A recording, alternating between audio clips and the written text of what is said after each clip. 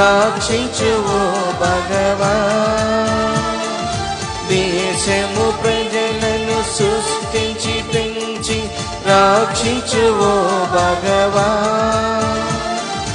ఇప్పుడు ఎప్పుడు కాయుము దేవా, ఇప్పుడు ఎప్పుడు కాయుము దేవా, ఆలించు మా మొరలను.